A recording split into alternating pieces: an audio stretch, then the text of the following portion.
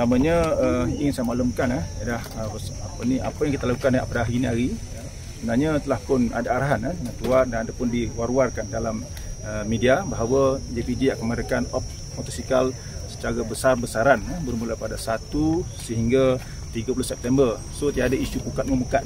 Kita dah war-warkan awal bahawa kita akan adakan ops motosikal secara besar-besaran bermula pada 1 sehingga 30 September. Dan juga kita membuat tindakan tersebut adalah terkesan daripada maklumat kita terima, iaitu setakat ni sehingga Mei 2023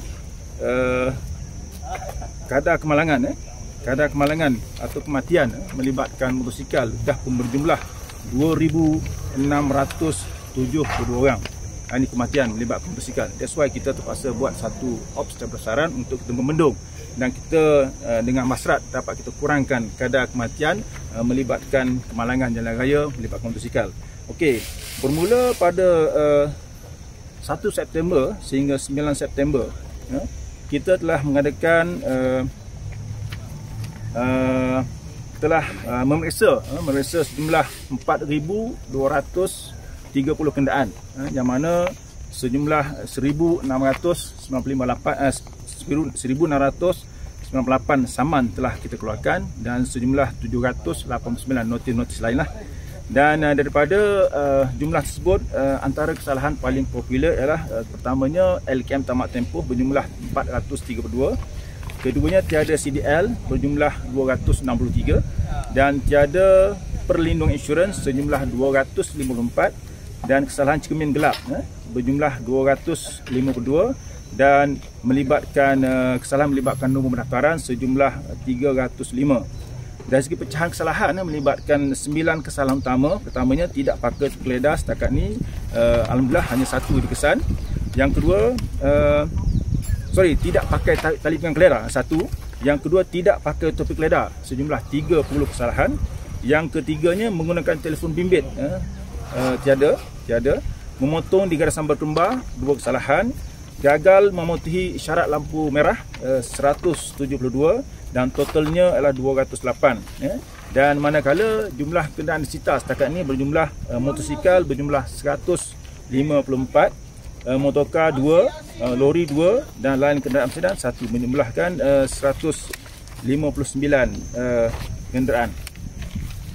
Okey, dari segi ops yang kita jalankan pada semalam untuk totalnya sejumlah 535 tindakan telah kita ambil, dan saya dipahamkan untuk kehadiran semalam di RZ members seramai 40,000 kehadiran. Jadi kalau tengok pada persen hanya 3.4% sahaja yang kita kenakan tindakan. Itu pun kepada kesalahan-kesalahan yang kita nampak yang sangat-sangat ekstrim.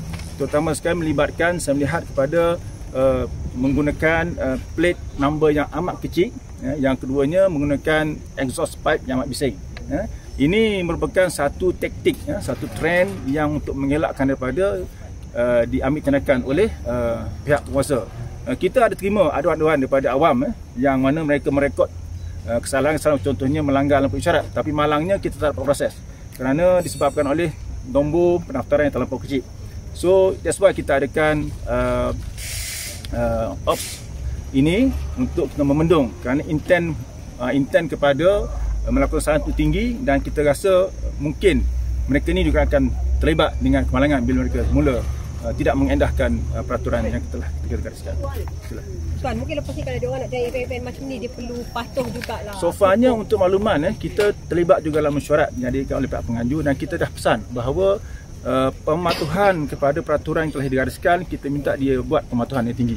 Dan kita tidak berkompromi dalam isu-isu melibatkan keselamatan. Apatah lagi saban hari kematian melibatkan motosikal amat tinggi. So itulah antara langkah yang kita ambil untuk mengelakkan daripada peningkatan kadar kematian di jalan raya disebabkan motosikal. Adanya kata kenapa kali ini tak macam memberi peluang mendidik mereka dulu, daripada terus bagi selamat? Bukan, itu bukan isunya. Isunya kita lebih intent kepada jumlah. Sama malam tadi, setakat Mei sahaja dah 2,000 kematian. Adakah kita nak lihat kematian lagi? So kita perlu buat sesuatu yang lebih drastik untuk mengelakkan bertambahnya jumlah kematian melibatkan motosikal. Jadi bukan sebab event ni kita baru buat off. Tiada. Yang lepas pun kita ada buat sama juga. Tiada benda lain. Yang ni kita intent kita lebih kepada untuk mencegah daripada peningkatan kematian disebabkan motosikal di jalan raya.